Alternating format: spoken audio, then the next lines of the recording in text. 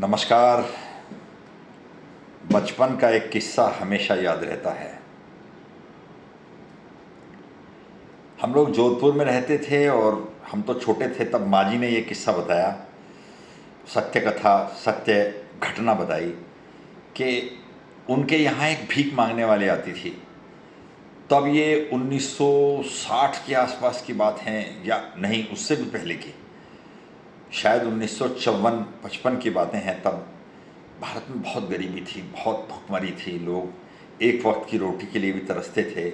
और इसमें किसी की गलती नहीं है। अंग्रेज़ों की गुलामी के बाद हज़ारों साल में भारत आज़ाद हुआ था, तो एक भीख मांगने वाली दरवाजे पर आती थी। बासी रोटी हो, बासी सब्जी हो, सब बेचारी ले लेती थी और वहीं बैठकर अपने बच्चों को खिला देती थी, खुद भी खा लेती थी। तो गरीबी बहुत थी। तो उसके साथ उसके 2-3 लड़के साथ आते थे और वो उसके पीछे पीछे दोपहर में फिरते रहते और माँ जी उसे कुछ ना कुछ खाने को देती, तो वो खाकर आशीष देकर चली जाती। एक दिन जब वो आई तो उसके दोनों बच्चों के सिर मुंडे हुए थे, सिर पर बाल नहीं थे, मुंडन हो रखा था। तो माँ जी ने पूछा कि तुम्हारे यहाँ कोई दुर्घटना हो गई क्या, कोई मौत हो गई क्या, तुम्हारे बेटों के तीनों के सिर क्यों मुंडे हुए हैं, तुम्हारे पति? तो उसने कहा, हमारा महाराजा सा मर गया, हमारा राजा जी मर गया, हमारा बाप जी मर गया, हम बर्बाद हो गए, तबाह हो गए। माँ जी ने पूछा कि कौन महाराजा मर गया? तो उस वक्त की घटना, आपने जुबैदा फिल्म देखी होगी कि वहाँ के महाराजा चुनाव लड़े थे और चुनाव लड़ने के बाद अपने जहाज़ में दिल्ली जा रहे थे, तो अपनी प्रेमिका जुबैदा के साथ दुर्घटनाग्रस्त हो गए थे और मर गए थे। तो उस राजा का जिक्र करके वो भीख मांगने वाली सड़क पर बैठकर, घर के दरवाजे चौखट पर बैठकर रो रही थी। माँ जी ने कहा कि महाराजा विदेश में रहता था, उसकी 2 बीवियां हैं, अपनी रखेल के साथ जा रहा था दिल्ली और वहाँ दुर्घटना। तो वो गरीब महिला जो भीख मांगने आती थी और एक तांबे का पैसा या एक रोटी के लिए दरवाजे पर खड़ी होकर आवाज़ लगाती रहती थी, लड़ने लगी, चिल्लाने लगी, क्रोधित हो गई, कहने लगी कि हमें कुछ भी कह लेना, हमारे महाराजा साहब को कुछ मत कहना, और नाराज होकर चली गई। उसके बाद वो महिला कभी हमारे घर नहीं आई। तो ये राजसी प्रभाव जोधपुर में ही नहीं, अजमेर में ही नहीं, उदयपुर में ही नहीं, पूरे हिंदुस्तान में था और पूरी दुनिया में था। पूरी दुनिया में कहीं ना कहीं राजाओं का प्रभाव था और राजाओं के प्रभाव से ही सत्ता चलती थी और सरकार चलती थी। बाद में धीरे धीरे लोकतंत्र का उदय हुआ तो सारी दुनिया में लोकतंत्र आने लगा। दुनिया के अनेक देशों में आज भी राजा को पूजा जाता है, उनका सम्मान किया जाता है और लोकतंत्र आने के उपरांत भी लोग उनके सामने नतमस्तक होते हैं। जैसे ब्रिटेन, आपने सुना होगा, महारानी Elizabeth, Japan, Thailand, Belgium, Norway, Denmark, Spain, Netherland, सब जगह राजाओं को माना जाता है और उनकी पूजा की जाती है, उनका सम्मान किया जाता है। किंतु भारत के बारे में विशेष तौर पर बाबर ने लिखा था अपने बाबरनामे में कि भारत एक ऐसा देश है जहाँ एक बार आप गद्दी तक पहुँच जाओ, तख्ते ताऊस तक पहुँच जाओ, तो पूरा देश आपके सामने झुक जाता है। उसके बाद वहाँ कोई विद्रोह नहीं होता, कोई चूंचपड़ नहीं होती, कोई विरोध नहीं होता। तो भारत में विशेष तौर पर राजाओं के प्रति विशेष समर्पण और विशेष प्रेम रहा है कि एक बार आदमी राजा बन गया तो राजा है, वो मालिक है, वही हमारा भाग्य विधाता है, वही हमारा मालिक है, उसके बाद कुछ नहीं हो सकता। कहते हैं कि 1920-22 में ही अंग्रेज़ों ने भारत को छोड़ने का मन बना लिया था, क्योंकि अंग्रेज़ को भारत का विकास करने या कोई काम करने थे आए नहीं थे, पैसा कमाने और लूट मचाने आए थे। और भारत की स्थिति बहुत कमज़ोर हो गई थी।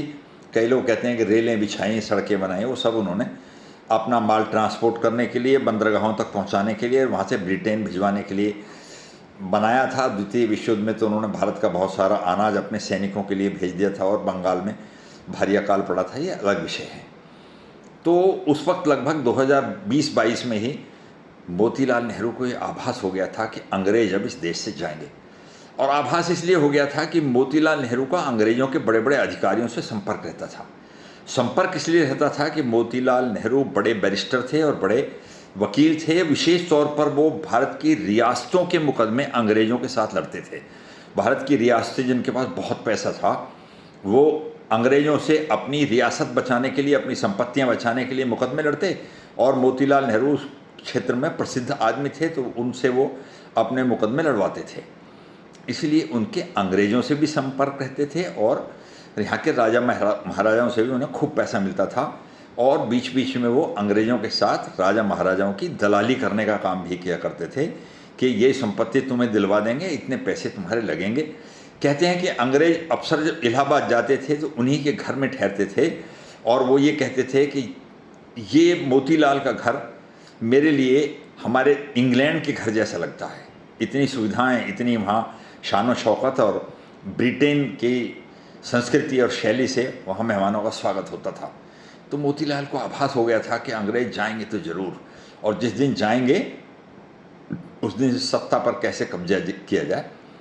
तो उन्होंने काला कोट उतार कर धोती कुर्ता पहन लिए थे और महात्मा गांधी की चाटुकारिता में लग गए थे, और बहुत जल्दी ही कांग्रेस के अध्यक्ष बन गए थे, क्योंकि उनके पास पैसा भी था, बोलना भी आता था, प्रभाव भी था, और मोतीलाल कांग्रेस के अध्यक्ष बन गए।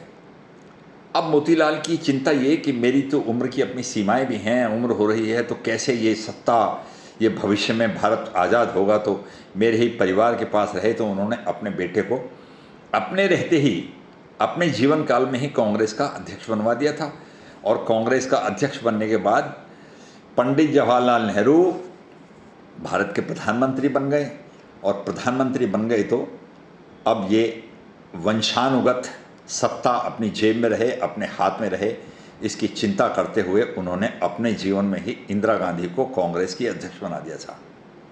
तो यहाँ से नेहरू गांधी इंदिरा गांधी ने फर्जी तरीके से अपने नाम के आगे गांधी लगा लिया, ताकि उस वक्त के विश्व में सबसे प्रतिष्ठित नाम गांधी शब्द का उपयोग किया जा सके। और नेहरू गांधी, देखिए हम इतिहास पढ़ते हैं तो पढ़ते हैं कि नेहरू गांधी ने कांग्रेस के द्वारा देश आज़ाद कराया, तो ऐसा कहाँ, नेहरू सबसे प्रभावशाली व्यक्ति और दूसरा महात्मा गांधी, तो दोनों नाम एक साथ जुड़ गए, नेहरू गांधी परिवार।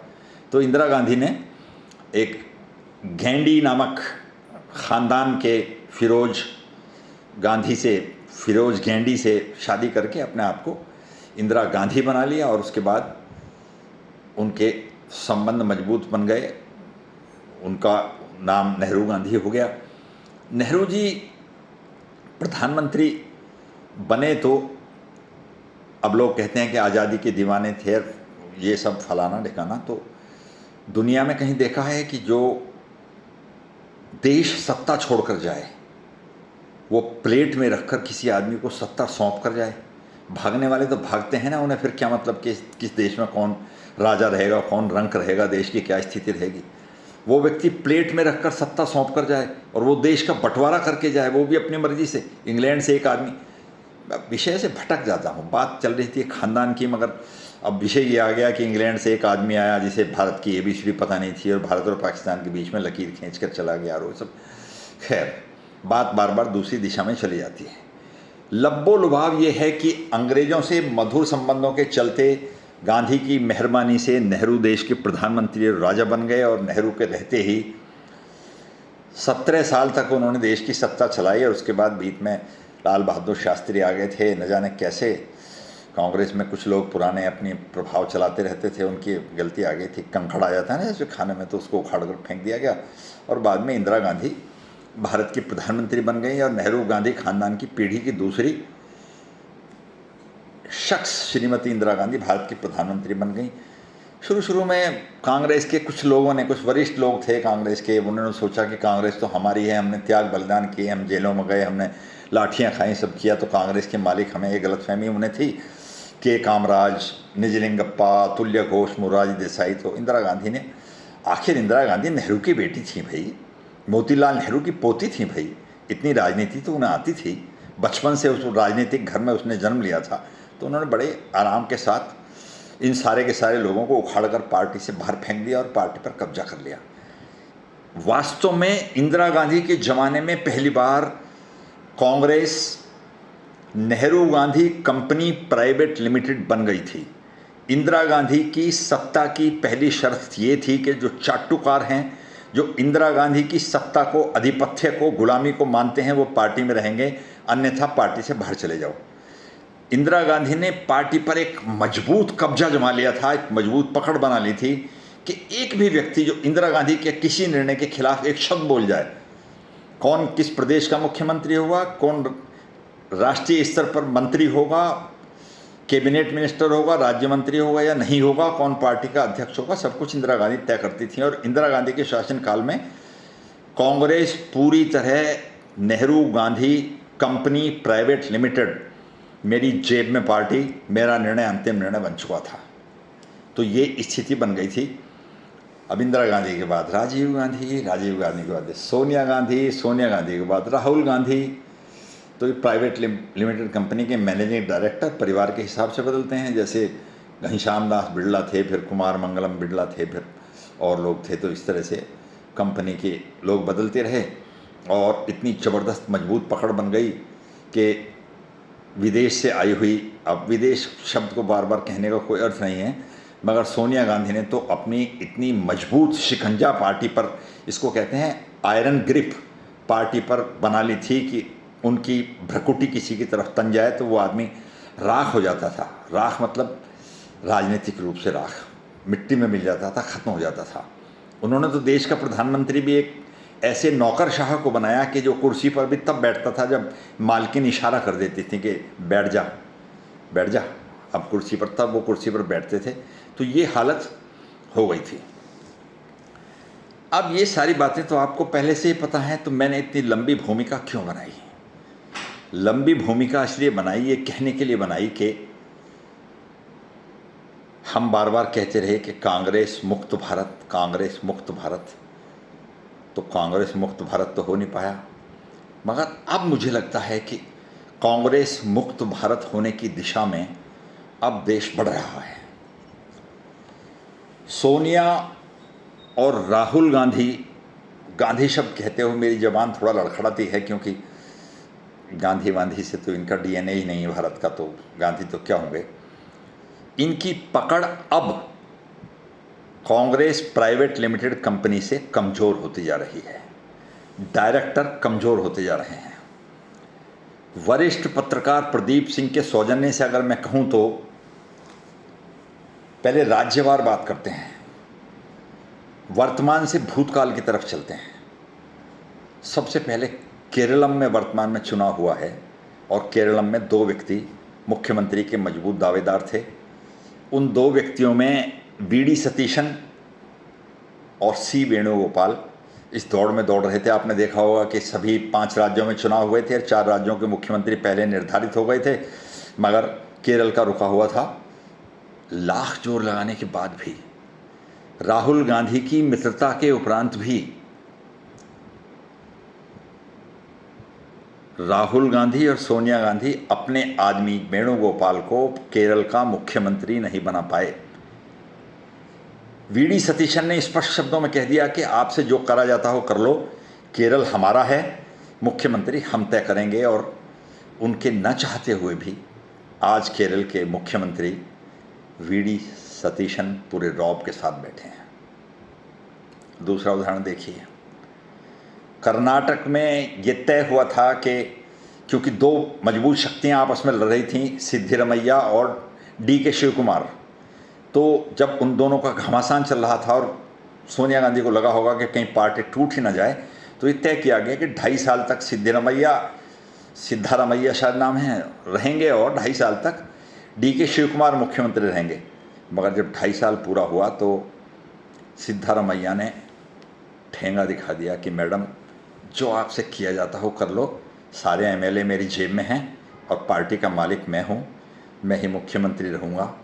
और सोनिया गांधी नहीं, सोनिया और राहुल गांधी हाथ मलते रह गए और आज रौब के साथ कर्नाटक में सिद्धारमैया मुख्यमंत्री बैठे हैं। राजस्थान में इससे पहले ये हो चुका है, अशोक गहलोत को मुख्यमंत्री पहले बने थे। अशोक दूसरी बार जब कांग्रेस वहाँ जीती तो कांग्रेस चाहती थी कि सचिन पायलट ने बहुत मेहनत की है, नया खून है, राजीव गांधी के साथ उसके पिता काम करते थे, इसको वहाँ का मुख्यमंत्री बनाया जाए, कुछ परिवर्तन हो जाएगा। मगर अशोक गहलोत ने कह दिया कि मैडम अपने विचार अपने पास रखिए, मुख्यमंत्री रहूँगा तो मैं रहूँगा, आप मेरा जो कुछ बिगाड़ सकते हो बिगाड़ लीजिए, मैं यहाँ से हटने वाला नहीं हूँ। ये स्थिति आज कांग्रेस की बन चुकी है कि कांग्रेस चाहकर भी किसी राज्य में अपना प्रभाव नहीं जमा पाती है।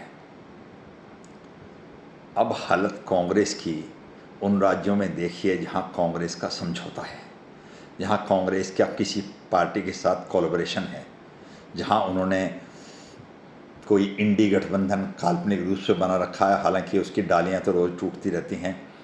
तो उसकी स्थिति देखिए अब कितनी नाजुक स्थिति है। मध्य प्रदेश, हाँ, इससे पहले मैं बताना भूल गया कि जो कांग्रेस के लोगों की दादागिरी है वो इससे पहले मध्य प्रदेश में भी देखी जा चुकी है। भूपेश बघेल छत्तीसगढ़ में भी सोनिया गांधी के आदेश का उल्लंघन कर चुके हैं, और मध्य प्रदेश में कमलनाथ और दिग्विजय सिंह की चौकड़ी ने स्पष्ट शब्दों में कह दिया था कि ज्योतिरादित्य सिंधिया को हम बर्दाश्त नहीं करेंगे, पार्टी का अध्यक्ष भी नहीं बनने देंगे। और आखिर में ज्योतिरादित्य सिंधिया पार्टी छोड़कर चले गए और पार्टी की स्थिति वहाँ बहुत कमज़ोर हो गई और ऐसी हालत हो गई है वो कभी सत्ता में नहीं आएगी। ऐसी ही हालत तेलंगाना में वहाँ के मुख्यमंत्री रेवंत रेड्डी की है। रेवंत रेड्डी ने तो साफ साफ शब्दों में कह दिया कि मुझे राज्य चलाने के लिए केंद्र सरकार से तालमेल बनाए रखना पड़ेगा, इसलिए मैं किसी हाईकमान को नहीं मानता, तेलंगाना की हाईकमान मैं हूँ, मेरे निर्णय अंतिम हैं, इसलिए मुझे कोई निर्देश देने का प्रयास न करें। क्या स्थिति खानदान की हुई होगी जो अपने आप को देश का मालिक बताते थे, उनकी क्या स्थिति हुई होगी कि तेलंगाना के मुख्यमंत्री ने आज ये कह दिया कि मैं किसी हाईकमान को मानता ही नहीं और मैं तो भारतीय जनता पार्टी के केंद्रीय सरकार से तालमेल बनाकर चलूँगा। ऐसी ही स्थिति पंजाब में अमरिंदर सिंह की हो चुकी है, सिद्धू की हो चुकी है, जिन्होंने केंद्र में बैठी हुई सोनिया गांधी और राहुल गांधी के आदेश मानने से इनकार कर दिया था। तो अब आते हैं राज्यों की बातों पर। उत्तर प्रदेश में जब चुनाव होता है तो राहुल गांधी ऐसे शब्दों के लिए क्षमा चाहता हूं, मगर कटोरा लेकर अखिलेश यादव के सामने पहुंचते हैं कि प्लीज़ सर, मुझे ये 150 सीट अखिलेश यादव हंसते हैं, 150 सीट, आप तो 20 सीट के काबिल भी नहीं हैं। कहाँ आपका संगठन है, कहाँ आपकी हैसियत है? चलिए आपको हम 15 सीट देते हैं। सर 150 ना सही 75 दे। नहीं 75 नहीं हो सकते, दरवाजे पर बैठे रहिए, हम तय करेंगे कि हमको आपसे समझौता करना है कि नहीं करना है। ऐसी दुर्गति उत्तर प्रदेश में भारतीय जनता पार्टी कांग्रेस की है, जो लंबे समय तक उत्तर प्रदेश में सत्ता में रही। बिहार, तेजस्वी यादव तय करेंगे कि कांग्रेस को अनुदान में कितनी सीट दी जाए या नहीं दी जाए, समझौता किया जाए या नहीं किया जाए। आपका बिहार में है ही क्या? हमारी मेहरबानी से थोड़े बहुत सीटें वीटें लेकर बने रहो कि विधानसभा में कांग्रेस की भी कुछ सीट हैं, इससे ज़्यादा हम आपको कुछ नहीं दे सकते। तमिलनाडु में डीएमके तय करती थी कि हम कांग्रेस को कोई सीट देंगे या नहीं देंगे। खैर अब तो उसने कांग्रेस को गद्दार घोषित कर दिया है, और कल तक डीएमके तय करती थी और आज विजय तय करेंगे कि कांग्रेस के किसी आदमी को हमने मंत्री, और मगर उसको तो 60 साल बाद मंत्री बन गई। भाई 2 इतना बहुत है, मेहरबानी साहब, विजयन साहब, आपने 60 साल बाद हमारे कम से कम 2 मंत्री तो बना दिए, इतना पर्याप्त है। ऐसी हालत पार्टी की हो गई है। कहते हैं कि जम्मू कश्मीर के मुख्यमंत्री फारूक अब्दुल्ला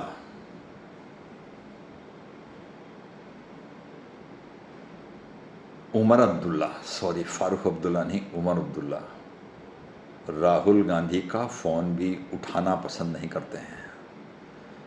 उन्होंने राहुल गांधी से कह दिया है कि ये तालमेल का जो फर्जी लिफाफा है इसको खुलने मत दीजिए, चिपका रहने दीजिए, अन्यथा हम ना आपके कोई निर्देश मानेंगे ना आपकी बात मानेंगे।